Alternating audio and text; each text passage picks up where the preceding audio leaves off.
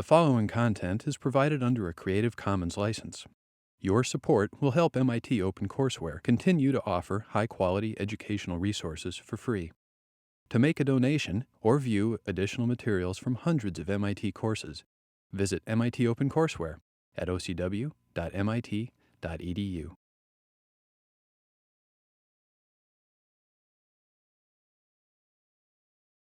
Okay, let's continue.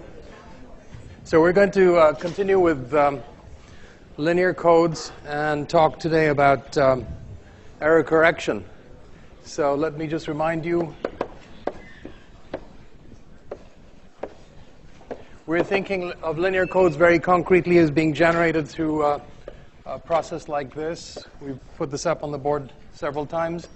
You've got the data bits, and then the parity bits.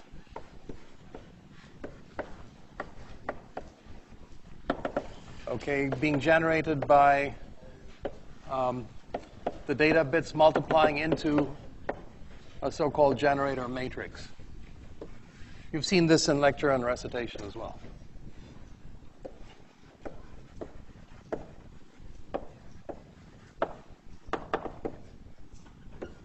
Okay, and we've considered different ways to think of this matrix. One way is to think of it as made up of a bunch of rows. And what you're doing is taking linear combinations of these rows to generate a code word. So the dimensions here, this is going to be n. So when you take a linear combination of these, you're generating a word that's n bits long.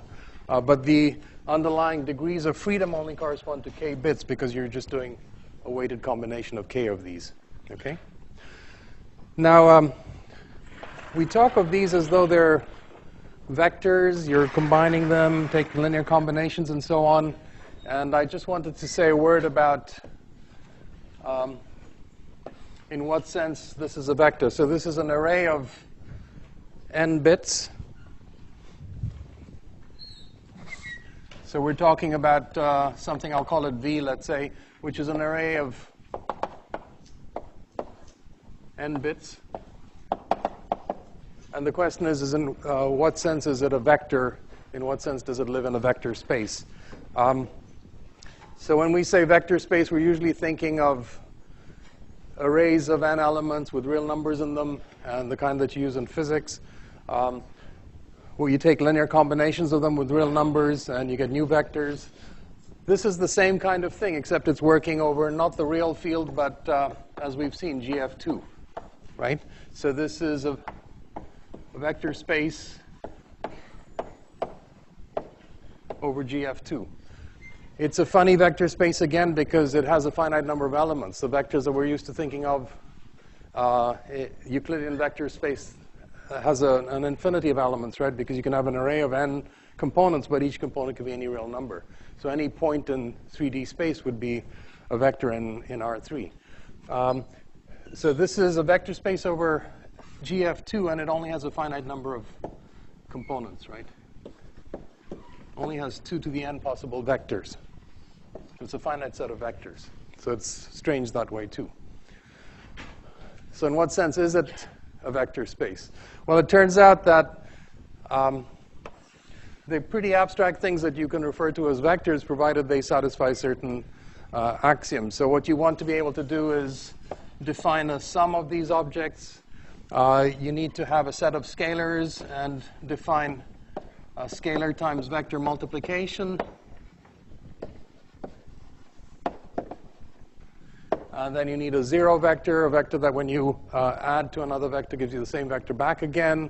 You need a certain distributivity property. So if you take a scalar times the sum of two vectors, you get things like that. So you can list a bunch of these properties. I'm not trying to teach you what the axioms are that define a vector space. But there's a set of axioms, and you'll recognize very quickly that Euclidean space satisfies those axioms. But the point is there are other objects that satisfy the same axioms, and you can work with them as vectors. So notions of independence of vectors, a basis in terms of which you write other vectors, all of these. Now, I'm not assuming you've done a linear algebra course. I'm assuming you've picked up some of this in the course of doing physics and so on. I'm just trying to talk intuitively here. One thing we don't have here is a notion of an inner product or a dot product or a scalar product. So if you had two n component vectors in Euclidean space, you're probably used to this from physics. You'll take inner products defined in this fashion. Well, we can certainly do this kind of computation with the elements of a vector here, but the resulting object doesn't have the properties of an inner product. For instance, you can take if you take the inner product of two non-zero vectors in a real vector space, you'll never get, you can get the inner product to be zero under very special conditions. There's a notion of orthogonality. It turns out that doesn't actually work quite the same way here over this space. So what we do have is, set aside orthogonality, we'll talk about linear combinations of vectors. We'll talk about a set of basis vectors. So a set of basis vectors would be a set of vectors that you can take linear combinations of to get other vectors in the space, and a minimal such set. Okay? So we'll be using a bit of the language of vector spaces. You might have some notions of that come from what you've done with physics, and that's all really that we want to depend on. Okay. All right. So back to this. What we have is these arrays of n bits. We think of them as vectors in some space. The dimension of the space is the number of vectors that you need in order to generate other vectors by linear combinations. So the question is, can I generate some vector by taking alpha 1 v1 plus alpha 2 v2 plus alpha 3 v3? Okay, so I'd like to be able to generate a vector in the space by taking a linear combination of other vectors.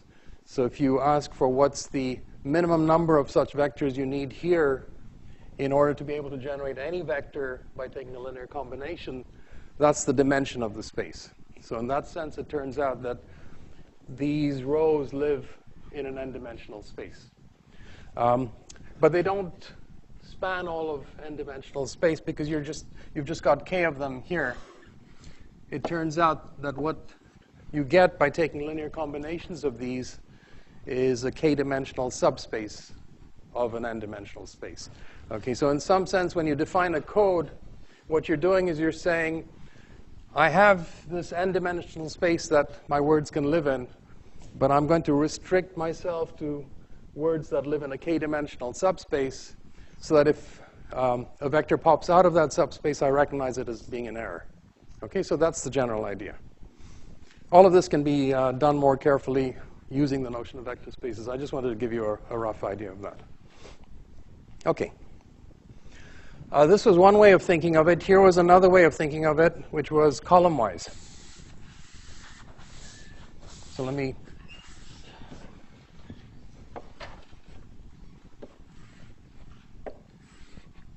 we think of the generator matrix as being made up of a bunch of columns. Okay.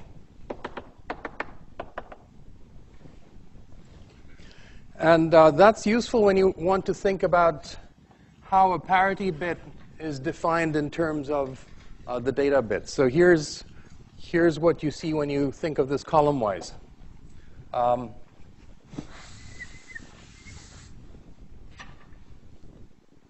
So let's take P1 here. Okay. Actually, let me specialize this further. We've already said that because of the form in which we set up our code words, this is in what's called systematic form.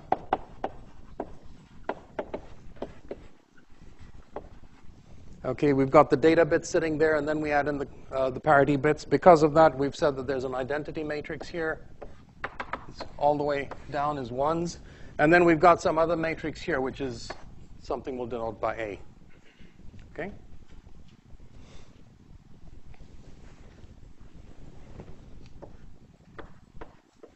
Okay. So when we do this multiplication in the first k positions, we just pick up d1 to dk. In the next position over, I get the expression for p1. So p1 is going to be d1 times the first entry there, plus d2 times the second entry, and so on. So here's what I get. I get, if I denote these, let me call this A11. In that first row, here's A21, all the way up to AK1. Okay, so these are just numbering the entries down that first row. What I'm really getting is a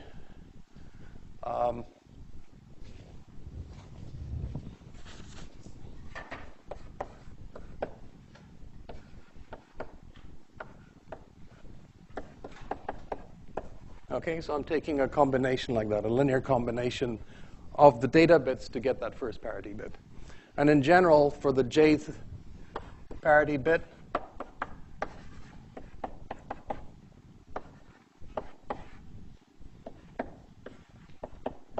okay, so the jth parity bit is found by going over to the jth column. The entries here are A1j all the way up to AKJ. All right, so the way matrix multiplication works, if I'm looking for the jth entry, the jth parity bit here, I take this and do the dot product kind of expression with the jth column, so this is what I get. Okay, so this is a typical parity relation.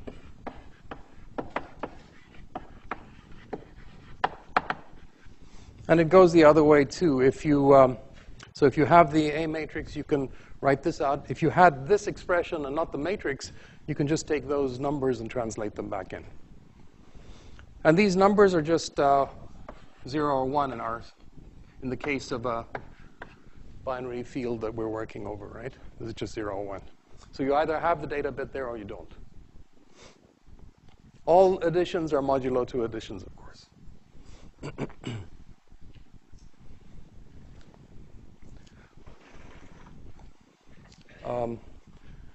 Actually, let me call this the parity it's the parity definition. I may have had another term for it in my slides. Let's see here. This parity equation. It just defines the parity bit. Here's what I think of as a parity relation.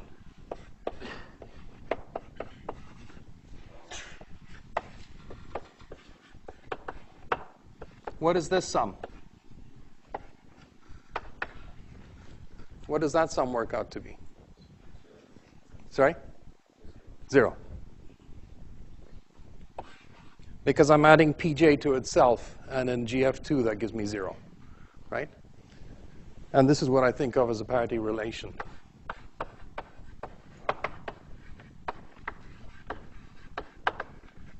So the parity equation defines my parity bits, but I get immediately from that a parity relation that relates my parity bit to my data bits. Okay? Turns out this is important for the way we're going to talk about error correction. Okay, so let me step off the dime here. And this is a particular example. I just wanted to set up the general notation before we got back to this. We've looked at this before. 944 rectangular code. So what might that be? How many data bits? 944. 4 data bits, right? So how would I get 944? I'd have D1, D2, D3, D4. And then depending on how I number this, P1, P2, P3, P4, P5 would be one way to number it. I don't know if that corresponds to what's up here. Can we check? So what's P1? P1 is going to be D1 times 1 plus D2 times 1, and that's it. So it's D1 plus D2. So P1 is indeed that element there on the board, right? And so you can check each of these entries. So P5, let's see, P5, that's the last entry up there. That's going to be this row inner producted or dot producted with the all the sequence of ones there. So it's going to be D1 plus D2 plus D3 plus D4, which is indeed how that overall parity bit is defined. Okay? So again, you see in the generator matrix, you have the identity matrix there, and then you have this matrix that we're referring to as A. Okay. Now, the notation is a little bit different between chapters 5 and 6, by the way. I've tried to stick with the notation I had in lecture last time in the chapter 5 notation, which uses capital D for the data bit vector and capital C for the code word. All right? So you'll see slightly different notation in chapter 6, but I think you'll navigate fine. One other term here, we say that these code words live in the row space of G. So the space that we generate, the space of vectors, the subspace of the big space that we generate by taking linear combinations of these rows is referred to as the row space of G. So we define a code by defining a G. If the code's going to be in systematic form, we have the identity here and then some matrix. This is all for linear codes. Okay, and then the code words live in the row space of this matrix. In other words, they're obtained by taking linear combinations of the rows.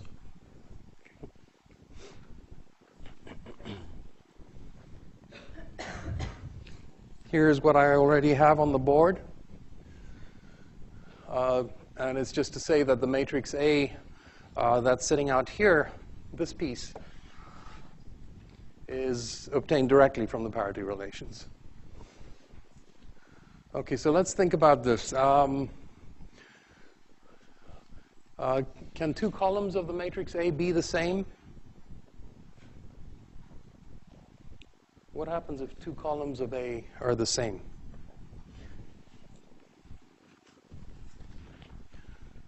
So if two columns of A are the same, let's say these two columns are identical to each other. What is that telling us about the code that we have? Yeah? Yeah, and so basically one of those parity bits is not buying you anything, right? Yeah. Okay, so if you did discover two columns, if you discover two columns were identical, then one of those parity bits is not checking a different linear combination, it's checking the same linear combination, and so it's not buying you anything. What about two rows? Can two rows of the matrix be identical? So let's actually think of them. Suppose we erase that. Can I have two identical rows here in A?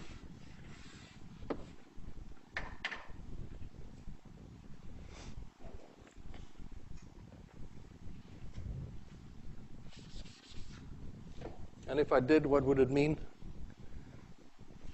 Okay, let's say I have two identical rows. What does it mean? What does it signify?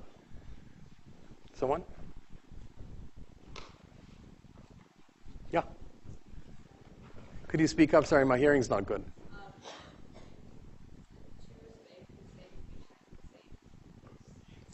So there'll be two data bits that are entering the same way in every parity relation, right? If two rows are the same here, then there are two data bits here that are entering every parity relationship in exactly the same combination. And so you're not going to be able to distinguish between an error that happens in one of them and an error that happens in another one. Okay, so this is a problem. All right, so there's certain conditions that the A has to satisfy. All right, here's another important matrix. You may have already seen it in reading. You may not have seen it yet in recitation. And it's a matrix that we call H. And let's just think about what it's doing. What I'm trying to do is basically summarize this set of equations, the parity relations, in matrix form. Okay? So let's take a parity relation that we had in this particular case. In fact, let's go back to a specific one. Let's take the first parity relationship that we had over there. We said that P1 for this code was D1 plus D2, right? That's the equation for the parity. The parity relationship is this. How would I express that in matrix form as part of a matrix equation? Well, that's what we're starting to assemble here. So let me show you what that is. Let's look at the top row out here. What's the top row telling us? It says 1 times D1 plus 1 times D2 plus 1 times P1 equals 0, right? That's all that enters. So that first row is capturing the first parity relationship. And you can go down here. Go to the second row. This is saying D3 plus D4 plus P2 is equal to 0. That's indeed the parity relationship associated with the second row in that rectangular code. Right. So all that this is doing is listing all the parity relationships. So how many of these do you have? Well, you have as many relationships as you have parity bits. So this is an n minus k times n matrix, and it's just listing the parity relations. Okay. We call this matrix H, and interestingly, let's see, there's an identity matrix sitting here, and the reason is that each of these equations involves only one parity bit, right? There's only a single pi that's involved in each parity relation, and so there should be only one of these columns picked as a 1 when you get to this segment that multiplies the parity bits. Okay, so there's an identity matrix sitting there, and then there's the rest of it here. So here's the identity matrix, and here's the rest of it. And not surprisingly, the rest of it, well, it comes from the same set of coefficients, and so it relates to the A matrix. And if you look at it carefully, it turns out, well, it is the A matrix, but turned on its side. Okay, so A transpose AT, A superscript T means A transposed,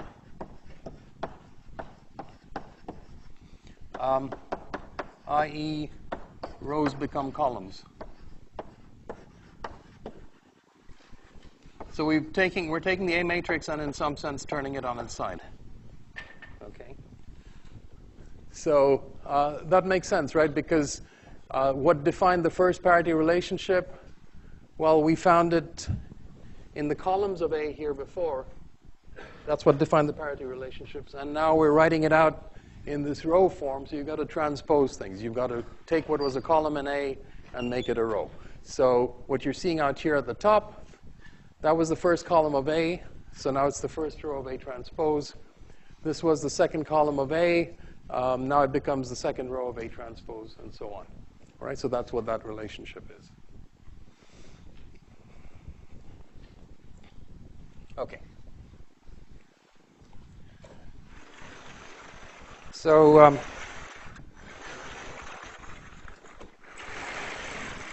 I can write the parity relationships in the form H times C equals a whole bunch of zeros.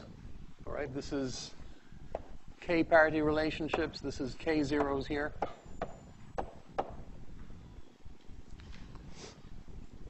But I could write the same thing turned on its side, and that's what you're seeing over here. So if H is the matrix there, what is H transpose? H transpose, let's see, I'm going to interchange rows and columns. So what's going to happen is that the first row of H is going to become the first column of H transpose. And so if you imagine how this gets turned on its side, here's what H transpose looks like. Okay, H transpose looks like that. So when you transpose a matrix whose entries are blocks, you end up flipping the matrix around, but also transposing each of the blocks. Okay, so that's H transpose.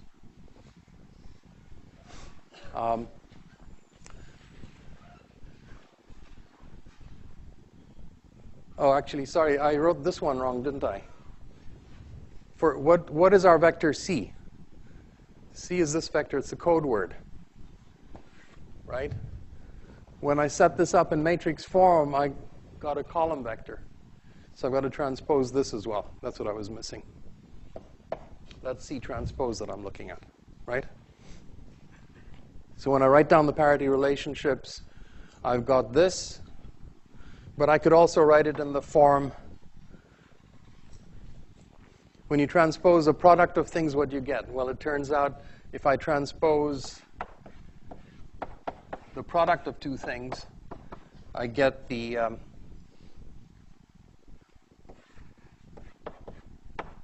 product of the transposes, but in the reverse order.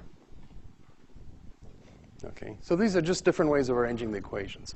So I could have written it in this form, or I could take the transpose of both sides and I get something that looks slightly different. So here this would be a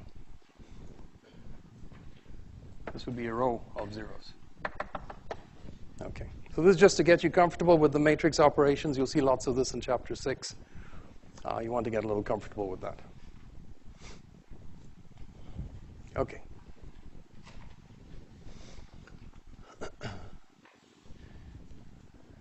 Here's a question for you. Here's my H matrix. Here's my code words. If I have a code word of minimum weight, how many ones would it have in it? In this particular case, this is a 944 code.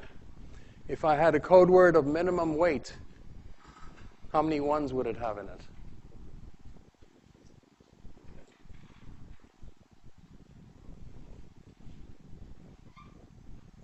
I heard something, but I didn't hear where it came from, or didn't hear it very clearly. Can you?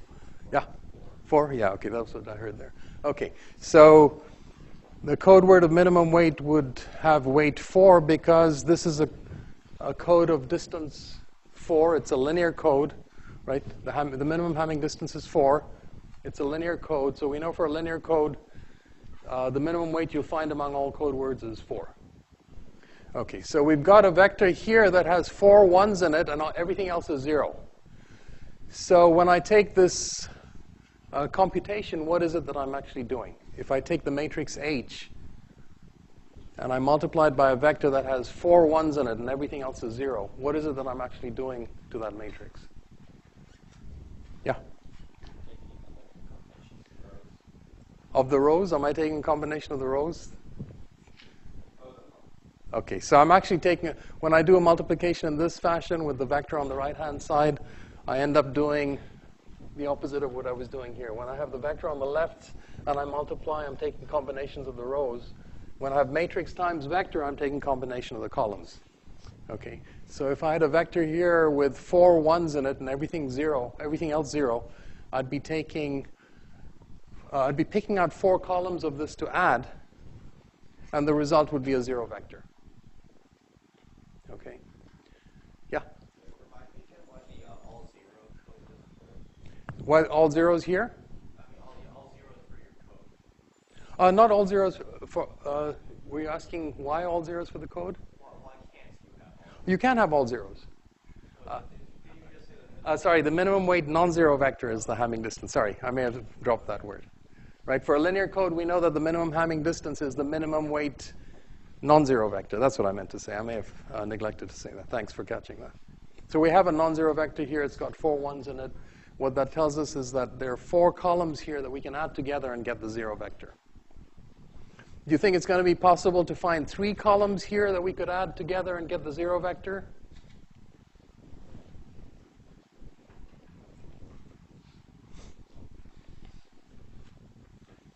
I'm not asking you to actually do the computation in your head, but based on the reasoning we just had, if you found 3 columns that could be added together to give you the 0 vector, that would mean you'd have a vector here, a code word, with, or any vector here with 3 ones in it, everything else 0, such that this product was 0.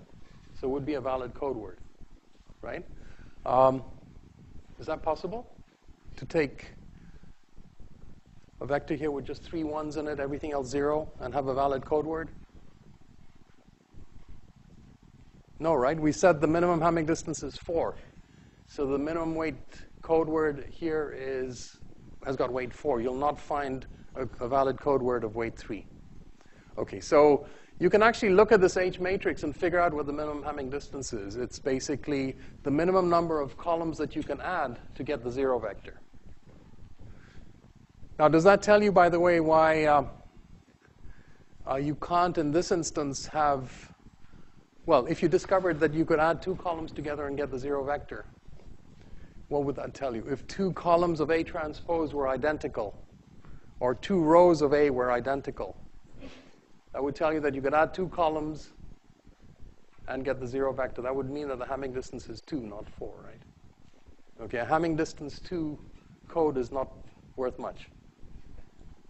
It's no good for error correction. Okay, so that comes back to what I said earlier in these questions, right?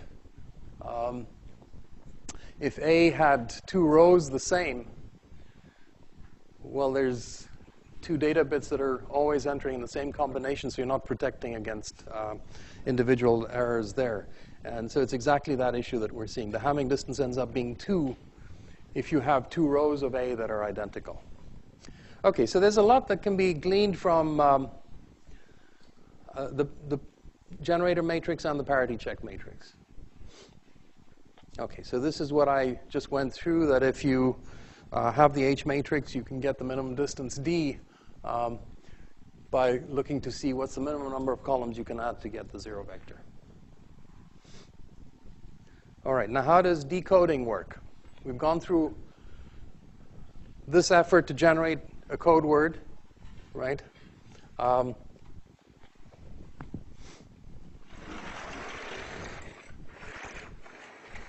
then at the receiving end, we get some word. This is some received word. And it's going to be a code word plus possibly an error. Right? And now we want to figure out, is the thing we received already a code word? Or if it's not, what code word can I correct it to? And we're going to assume we have just single bit errors. So one way to do it is just an exhaustive search, which is you've got this received code word. You know that it's going to be 1 of 2 to the k. It's going to be at least, so it's going to be no more than Hamming distance 1 from the 2 to the k code words that you have in your code set. So you can compare against those 2 to the k code words, and whichever one it's Hamming distance 1 away from, that's the one that you're going to announce, right? So that'd be one way to do it. The thing is that that's not exploiting anything nice about the structure of linear code. So what I want to talk to you about now is a way to actually capture this error in the case of a linear code. Okay, so this builds on the relationships that we've been developing some intuition for here. So here's what happens. You get a received code, a received vector, n bits, which is a valid code word plus a vector E that has a single 1 in it and everything else 0, or is completely 0. So if you're receiving the code word correctly, you've had no errors, and this is what you get. But if you've had a single bit error, then E is a vector with a single 1 in it. It's n bits long. There's a single 1 in it, and that gets added to the code word to give you what you receive. So here's what we're going to do. We're going to exploit the relationships that we had up here. We know that H times a valid code word equals 0, or I can write it the other way around. If I want to do row multiplications, C times H equals 0. So I'm going to take the received vector and do that multiplication with it. And in this case, I've chosen to write it as H times the transpose. Okay. So if the received vector was a valid code word, I'm going to get 0. If the received vector was not a valid code word, I'll get something else. And that's what we refer to as a syndrome vector. Okay, so let's expand this out. We've got R is C plus E, so C plus E transpose. That's the multiplication we're going to do. This matrix multiplication will be the sum of the individual matrix multiplications. So it's going to be H times C plus H times C transpose plus H times E transpose. So let's write that out.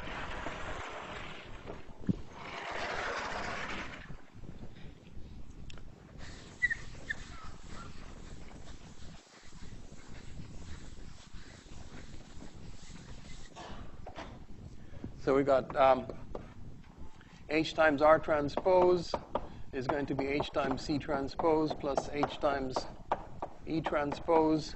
We know this is 0. Okay, it's a 0 vector.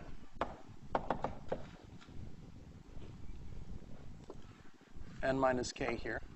The number of parity relations, that's how long that 0 vector is. Yeah. And then we've got some other vector which we're referring to as the syndrome vector. Okay?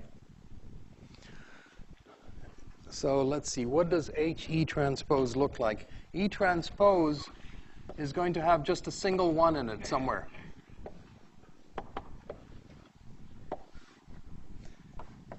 And here's H.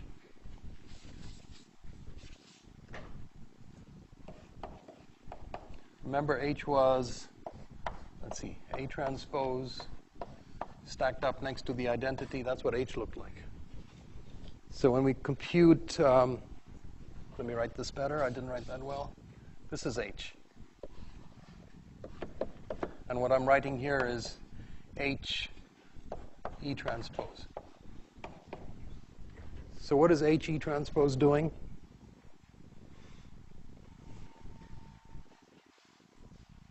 When I multiply a matrix like this by a vector that has just a single 1 in it, what am I doing? What do I end up doing?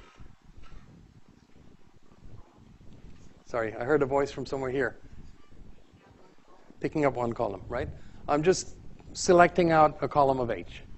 So each error that you can get will give you a syndrome that corresponds to picking out one column of H. And each column of H is associated with data bits here or parity bits here. Okay. So really, this is all that you have to do your error correction. You can pre-compute or store basically the columns of H in your database. Compute H times the received vector to get the syndrome. Okay, that's really H times the error, which is giving you the syndrome. That's just a single column of H. So the syndromes that you can possibly get are individual columns of H. All right, so you know what H is. You've got it stored. Compute the syndrome and see which column of H it corresponds to. That's the bit that has the error. And actually, the only cases you're interested in are where you are going to correct the data bit. So this is really all the part that you really have to focus on. Okay, so you'll compute the syndromes. You'll compare against the columns of H, which are your syndrome vectors, and then you're done. Okay, I think I say the same thing over here. Let's just look at it concretely. Again, for the same code, the rectangular code with all the parity bits there.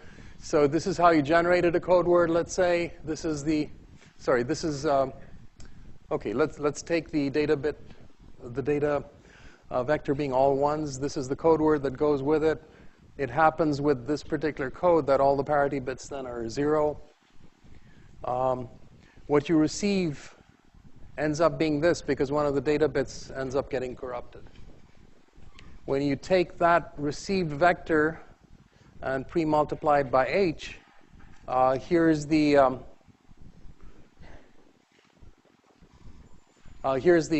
resulting syndrome vector that you get. Okay? And what error does that correspond to? Well, actually, if you look in the columns of H, you'll see that what you've pulled out is the second column. So that means the second data bit is an error. And that's the change that you make. So it really is that simple. You take the received word, pre-multiply it by the parity check matrix H, look at the syndrome vector and see which of the columns of H that corresponds to. That's the bit you're going to flip. All right? So now you're actually only dealing with this many vectors. It's a number of vectors equal to, how many is that? Well, you've got to do the multiplication, but you just have to compare with the number of vectors in those columns, right? So it's a much simpler task computationally. Okay. I think we've said all this. And so let me just wind up on linear block codes with a quick summary, and then we'll go on to talk about some extensions here. We've seen all this. We know what the rate of a linear code is, k over n, how many errors we can correct.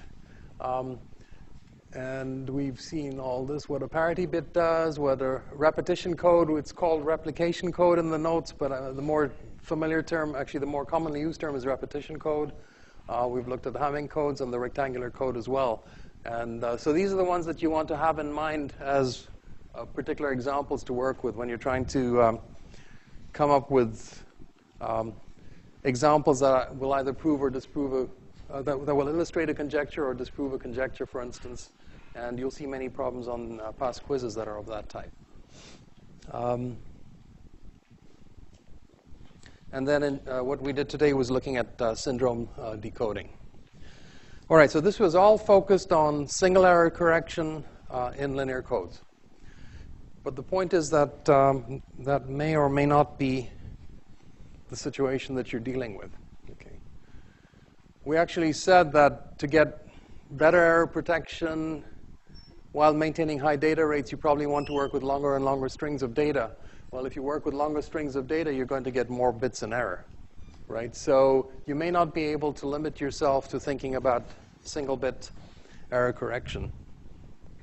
We have talked a bit, and you've done this in recitation too, I imagine. Well, you've probably done more in recitation than in lecture, with independent corruption of multiple bits.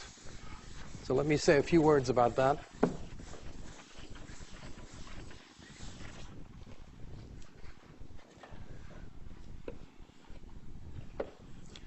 Let's think of a systematic code, for instance, still k bits here.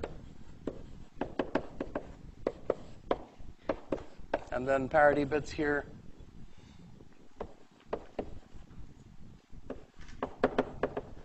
But what if you could have up to t errors, not just a single error? So if you wanted to protect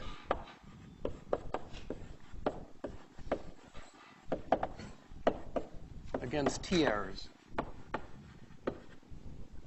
So in some sense, you want your n minus k bits here to signal all those possibilities. So you need the number of possibilities that can be signaled by n minus k parity bits to be greater than or equal to the number of possible conditions that correspond to having up to t errors. Okay, and we've said a little bit about this, but you can have now either no error at all, which is one condition, or an error in one of these bits, which is n separate conditions. Or you could have 2 bits out of here being an error. So how many conditions is that? And choose 2, and so on. I'll leave you to figure out where you end up on that. So I just wanted to say, you've seen this in recitation, but I haven't mentioned it in lecture. I don't want you to say later that, oh, I didn't know it was something we had to know for a quiz. We do expect that you know what n choose m means, okay? So n choose m is the number of ways of picking m things from n things, and we assume that you know what that, how that's done. So you've got n objects. You want to pick m things from there. So you can pick the first one in n ways, the second one in n minus 1 ways, and keep on going till you get to n minus m plus 1, okay, which is also n factorial over n minus m factorial. But when you did that picking, you were paying attention to the order in which you collected the things. But if the ordering doesn't matter to you, if all these objects are interchangeable, then you've actually overcounted. So you've got m things, but the order in which you pick them doesn't matter because they're all interchangeable. And so you've overcounted. You've got to divide by the number of ways of rearranging m things. And so that's how you get that expression, okay? So you start off with thinking about how you pick m things and then make a little correction. And so this is what n choose m is. Another thing that I just threw in for fun, because it's something you might want to carry around in your head, if you don't have a feel for how n factorial grows with n, well, it actually grows pretty fast. It's actually growing like n to the n. Okay, this is a very famous approximation referred to as Stirling's approximation. So when you get out to large n, the right-hand side here is a very good approximation to n factorial. And you see that it's sort of like n to the n, which makes sense because you seem to be multiplying n by itself n times, except you're multiplying by a little bit less than n each time. So the e over there ends up compensating for it, it turns out. And then there's an extra n to the half out there. OK, so we'll assume that you know how to do the combinatorics. And now what this is saying is, what's the probability of getting m bits in error in an n-bit code word? Well, if you got m bits in error, that's because those m bits flipped independently, each with probability p. The remaining n minus m did not flip. So that's the probability of getting one such configuration. And then you count all the possible configurations. So what that top expression is the probability of getting m bits in error out of n. Okay, and that's something that we want you to be comfortable with. OK, now, just to wind up here, I want to go back to this last bullet, which is that in many situations, the errors don't occur independently in the different bits.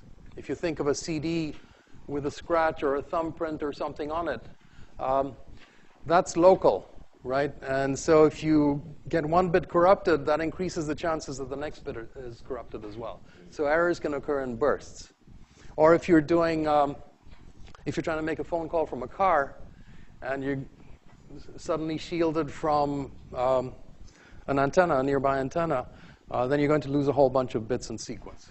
Okay, so bits can be in error in clusters, and what we've talked about so far doesn't quite manage that. So here's an idea for how to do that, which is referred to as interleaving. So if we had b different code words that we were going to transmit, and we did it the normal way, we would send out the first one, second one, and so on. This little shading here is supposed to indicate the parity bits going along with the data bits. If we had a burst of errors, we could lose 2 entire words over there. Nothing to be done. Okay, they'd arrive entirely corrupted, and we wouldn't get them back. The idea of interleaving is stack up b words that you want to transmit, but transmit the bits out one at a time from each of the b words. So you transmit the first bit from the first bit from the second word, and so on. And so this is the sequence in which you're doing the transmission. Now if you've got a burst of errors, you're corrupting a more localized set of bits in each of the words. And there's some hope that your error correction then can recover. So this is very often done. I don't think I want to actually walk you through a particular scheme for it, but we'll have it on the slides for you to look through. But basically, it actually turns out to work very well. And that may be all I want to do for today. We'll see you next time. We're going to talk about linear codes next time, but a much more elaborate kind of code called a convolutional code. Thank you.